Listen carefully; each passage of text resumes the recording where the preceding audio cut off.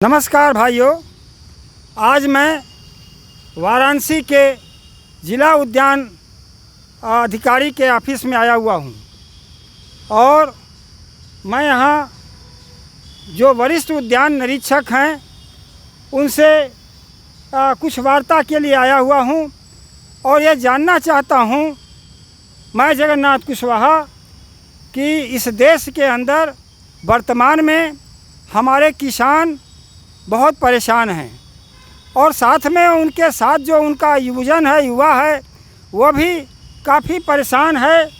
किसी तरह से बच्चों की पढ़ाई लिखाई करने के बाद परीक्षा का जो फल आ रहा है वो भी उनको दुखी कर रहा है और जो मार्केट है वो भी कुछ दुखी कर रहा है। मैं आपके पास आया हुआ हूँ कि कुछ ऐसा उपाय आप बताइए ताकि हमारे किसान जो श्रमजीवी हैं वो अच्छी तरह से अपने ज़िंदगी को वहन कर सकें, अपने परिवार का पालन पोषण कर सकें, महंगाई और बेरोज़गारी का सामना कर सकें और अपने बच्चों को एक अच्छी शिक्षा दे सकें। तो मैं सीधे आपको ले चलता हूं हम अपने वरिष्ठ उद्यान अधिकारी के पास और आप उनसे ही बातों को सुनेंगे।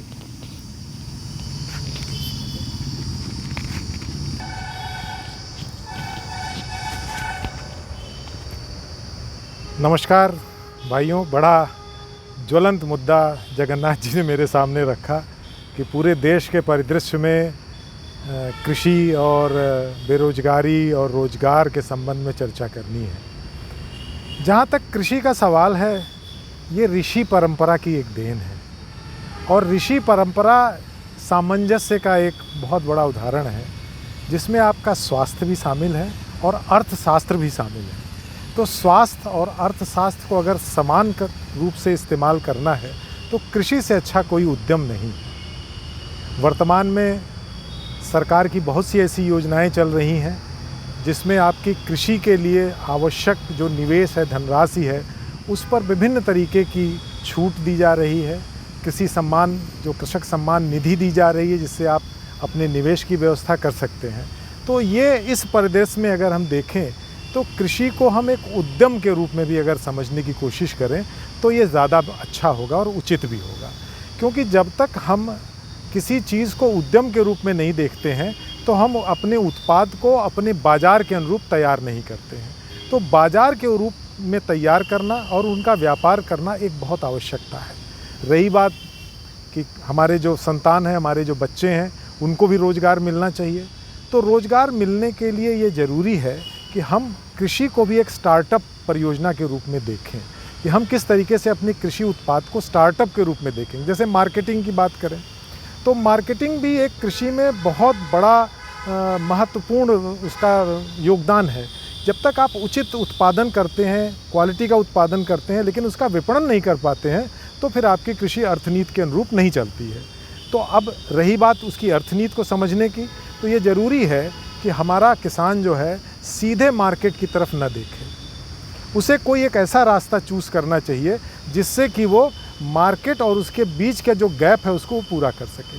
तो उसके लिए हमारे पास प्रधानमंत्री सूक्ष्म खाद्य उद्योग उन्नयन योजना है जो कि विशेष तौर से हमारे किसान भाइयों को ही के लिए बहुत उपयोगी है, जिसमें वो मसाला बनाना का कार्य कर सकते हैं, आटे का काम कर सकते हैं, मशरूम यूनिट डाल सकते हैं, औषधि का काम कर सकते हैं, हमारे जो दुग्ध उत्पाद हैं उसका काम कर सकते हैं, तिलहन उत्पाद का इस्तेमाल कर सकते हैं और इनको प्रथम जो उसकी प्रोसेसिंग है या वैल्यू एडिशन है उस चरण तक ले जाके आप 35% तक की सब्सिडी पीएफएमई योजना में पाते हैं और 10 लाख रुपए तक का अधिकतम अनुदान आप प्राप्त कर सकते हैं। तो इससे जोड़ने की ज़रूरत है। अब आप अपने उत्पाद को, मैं उदाहरण की तरह कहता हूँ कि आपके पास कोई उत्पाद है और उसको सीधे मार्केट में ले जाते हैं तो मार्केट उसी भाव से चलता है जहाँ पे कि डिमांड और सप्लाई, मतलब मांग और पूर्ति के बीच का जो अंतर होगा वही आपकी मार्केट प्राइस को निर्धारित करता है। और यदि आप अपने किसी भी उत्पाद को कुछ समय के लिए उसकी अच्छी सी पैकिंग, ग्रेडिंग करके उसे भंडारित कर लेते हैं तो स्वाभाविक है कि आप मार्केट में जब लेके जाते हैं तो उसकी कीमत आपको अत्यधिक मिलती है। तो इस तरीके के छोटे छोटे एंटरप्रेन्योरशिप हम लोग डेवलप कर सकते हैं।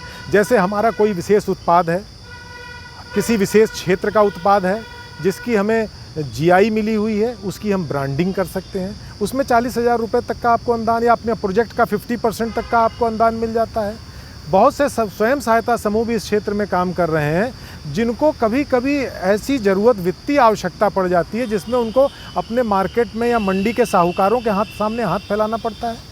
इससे बचने के लिए सरकार ने एक ऐसी योजना बना रखी है कि जिसमें सेल्फ हेल्प ग्रुप को सीड मनी प्रत्येक सदस्य को 40,000 रुपये तक का जो है सीड मनी दी जा सकती है, जिसका वो उत्पाद अपने छोटे उपकरण खरीदने के लिए या कुछ ऐसी मशीनें खरीदने के लिए जिससे उसके उत्पादन की गुणवत्ता बढ़ सके उसमें प्रयोग कर सकता है, और फिर धीरे धीरे ये धनराशि वो अपने सेल्फ हेल्प ग्रुप के माध्यम से वापस कर देता है।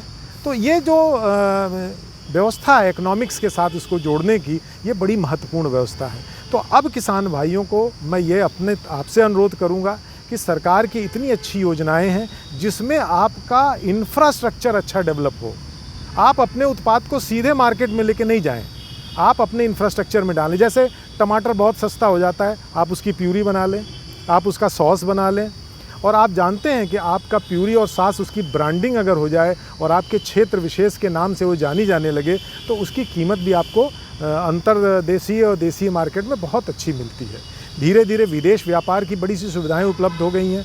हम अपने उत्पाद को सऊदी अरब, अमेरिका से लेके ब्रिटेन, यूरोप और सऊदीया कंट्रियों तक, बांग्लादेश, पाकिस्तान, श्रीलंका, नेपाल, इन तमाम जगहों पे भी हम अपने उत्पाद ले जा सकते हैं। लेकिन उसके लिए हमें ज़रूरत है उनकी ढंग से ग्रेडिंग की जाए, उनकी पैकिंग की जाए, तब जाके वो कोई उत्पाद हमारे जो है मार्केट में उसकी अच्छी वैल्यू मिलती है। तो इन सारे इंफ्रास्ट्रक्चर को डेवलप करने के लिए, विकसित करने के लिए, चाहे वो मार्केट की बात हो, चाहे वो भंडारण की बात हो, या हमारे उत्पाद के प्रसंस्करण की बात हो, उनकी ग्रेडिंग की बात हो, इवन आप समझ लें कि पैकिंग की भी एक बहुत बड़ी इंडस्ट्री है कि आप अपने उत्पाद किस वजन के, किस तरीके कार्टून में रखें जिससे कि उनकी गुणवत्ता काफ़ी समय तक बनी रहे। तो ये तमाम ऐसे बिंदु हैं जिन पर हम अपने नए बच्चों को इस तरफ ले आके एक स्टार्टअप शुरू कर सकते हैं कि कृषि तो अपनी जगह है ही है, लेकिन इसके अनुरूप मार्केटिंग भी एक बहुत बड़ा स्किल हमारे रूप में डेवलप हो सकता है, और बेरोजगारी भी दूर होगी, आर्थिक स्थिति भी अच्छी होगी हमारी। और जैसे मैंने पहले भी कहा, कृषि जो है वो ऋषि की ही परंपरा से आई हुई है, तो हमारा स्वास्थ्य अच्छा रहे और हमारी अर्थशास्त्र अच्छा रहे, इससे बढ़िया जीवन कोई हो ही नहीं सकता। कि हम बहुत पैसे कमा लें लेकिन स्वास्थ्य हमारा ठीक ना हो, उसका कोई महत्व नहीं है। और ऐसी कृषि परंपरा का हम पालन करें कि हम ऐसी जगह खेती कर रहे हैं, ऐसे खुले में कर रहे हैं जहाँ अच्छी जलवायु है, अच्छा जो है पानी है, अच्छी हवा है, और इन सब का अच्छी तरीके से हम प्रयोग करें।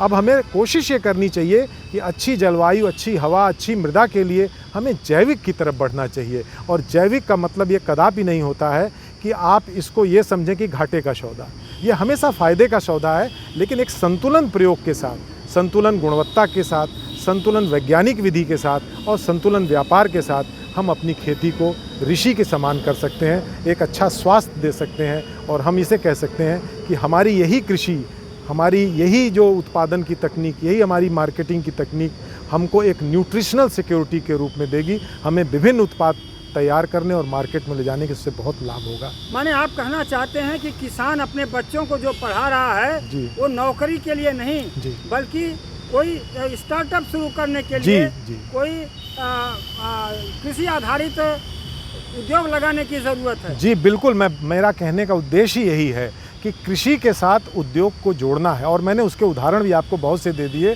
कि यदि आप आटा से लेके, मसाले से लेके, मशरूम से लेके और प्रसंस्करण उत्पाद से लेके नमकीन हो, बेकरी हो, ब्रेड हो, केक हो, ये तमाम सारी चीज़ें सब हमारी कृषि से ही आती है। इसके लिए हमें कोई बाहर की ज़रूरत नहीं पड़ती है, हमें सब चीज़ें यहीं से मिल जाती है।